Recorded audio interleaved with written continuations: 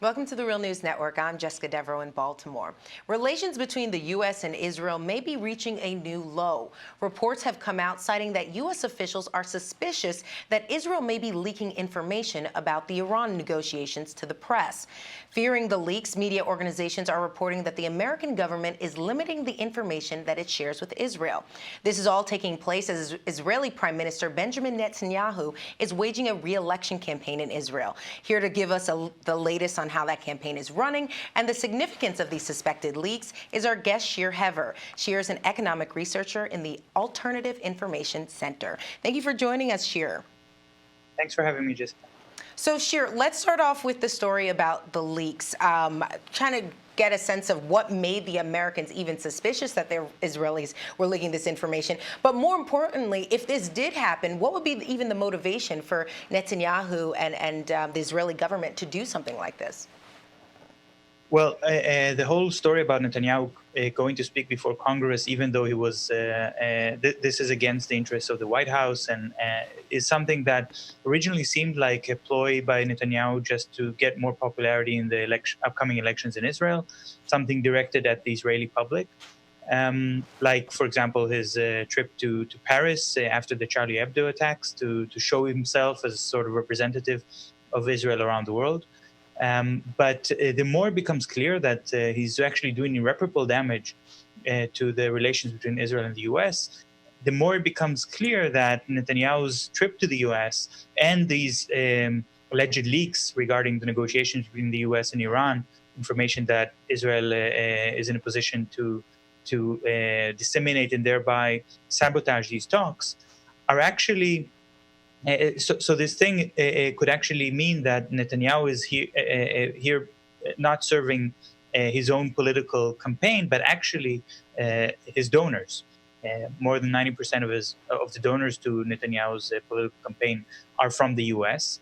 He's been supported by very strong conservative forces within the U.S., especially Sheldon Adelson, and these donors enjoy the opportunity to bash Obama or to make Obama look bad, even if it means that Netanyahu is going to pay a certain political price for this. And I think Netanyahu believes that he can afford to pay this political price because his victory in the upcoming election is almost certain.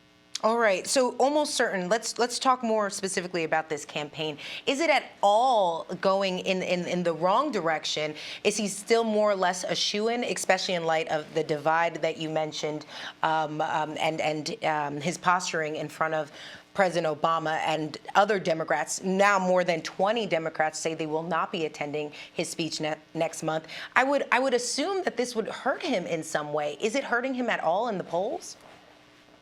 The media in Israel is much more concerned these days with the stories of corruption in Netanyahu's home and the use of public funds to pay for a very luxurious lifestyle for him and for his family, which at the public expense, things which are unprecedented in Israeli politics in their sheer magnitude. And every week there's another story that comes up with another somebody from the Prime Minister's office coming forward, or some kind of leak and information about the public funds that are being wasted to pay for things like ice cream and wine and in the thousands of dollars and sometimes hundreds of thousands of dollars when it comes to international travel. So this is mainly in the news, and the story of his visit to the U.S. is not as important. I think the fact that despite of all of these scandals, the polls seem to show that there is not much change. Netanyahu continues to be the only reasonable or only probable candidate to be the next prime minister. Tells us something about the level of corruption in the Israeli political system altogether. Many Israelis have just completely lost hope of changing the political system from within. And there's a large belief that the elections is not really about choosing the next prime minister, but maybe slightly rebalancing the power distribution between different political groups and different ethnic groups within Israel. So that's where the election is going. And in fact, the leaders of the opposition have made it very clear that if they would be able to make the choice to make a coalition in which not Netanyahu will be prime minister, but they will have the option to choose a different prime minister.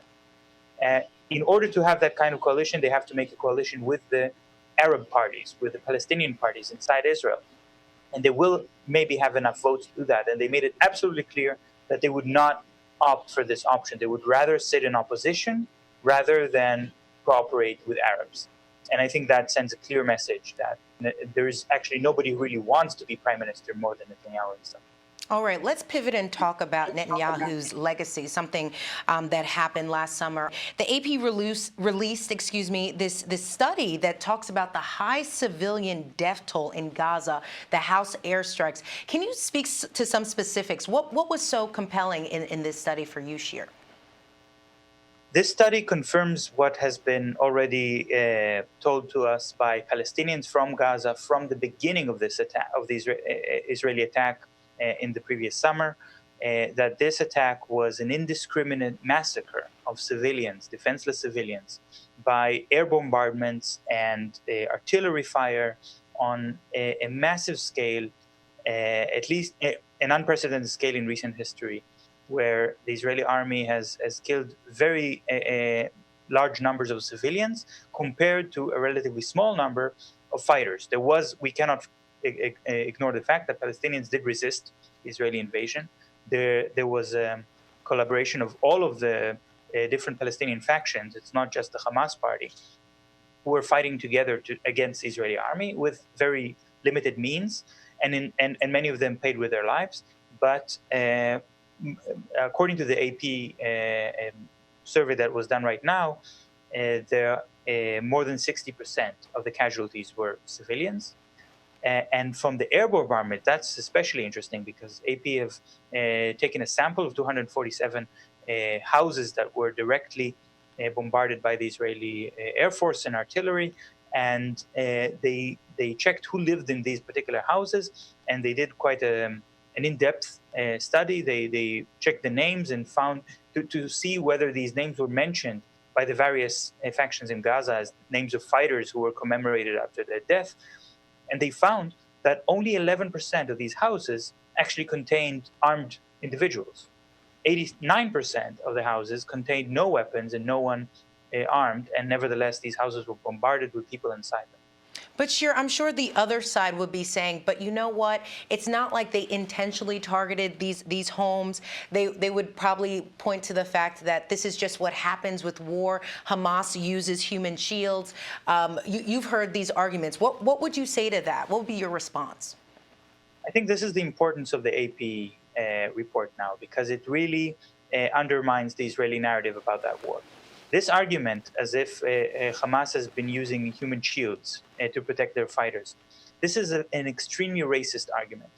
It presents the people of Gaza as if they don't care about their own family, about their own neighbors.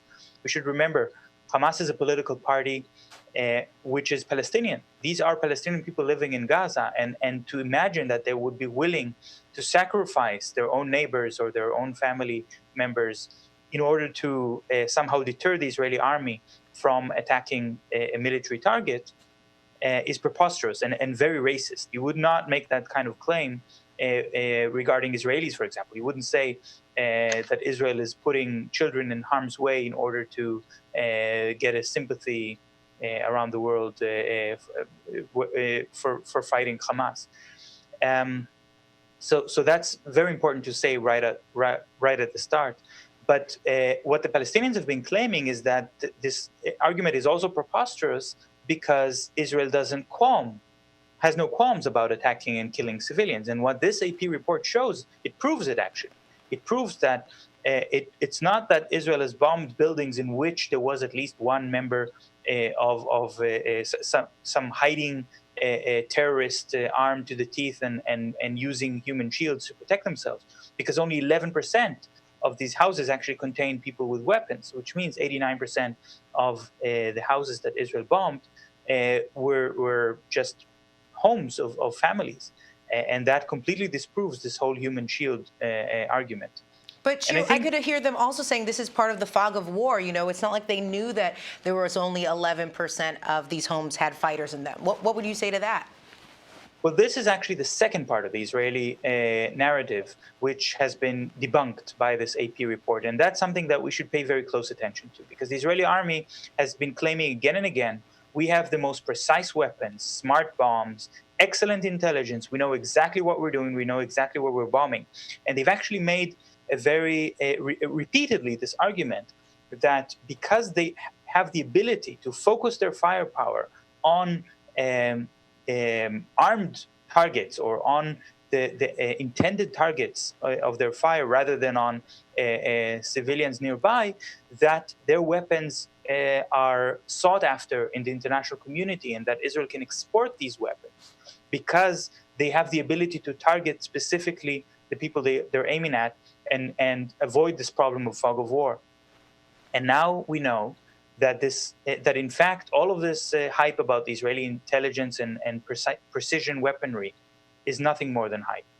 The Israeli army has used brute force, a very precise artillery, bombs which are certainly not smart by any extent of the word, to kill mostly innocent and defenseless civilians. And this is something that sooner or later will affect the sales of Israeli weapons around the world, because this argument as if somehow Israel can make clean war just doesn't stand anymore. Now, there is a very important fact we have to look at. More than 60% of the people that were killed by the Israeli army in this war last summer were civilians. But when we look at how many Israelis were killed by Palestinians in that war, then less than 10% of them were civilians. So 90% were soldiers. So do we want to make the argument then that maybe the Palestinian resistance groups like Hamas are more concerned about not harming civilian life? They are more, or maybe they have more precise weaponry and more efficient intelligence? I don't think we want to make that claim. I think it just shows that the only thing that the Israeli forces were effective at doing is keeping most of the civilians out of harm, Israeli civilians out of harm's way.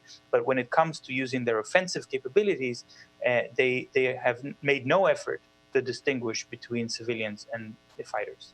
All right, Shir Hever joining us from Germany. Thank you so much for being with us. Thanks for having me. And thank you for joining us on the Real News Network.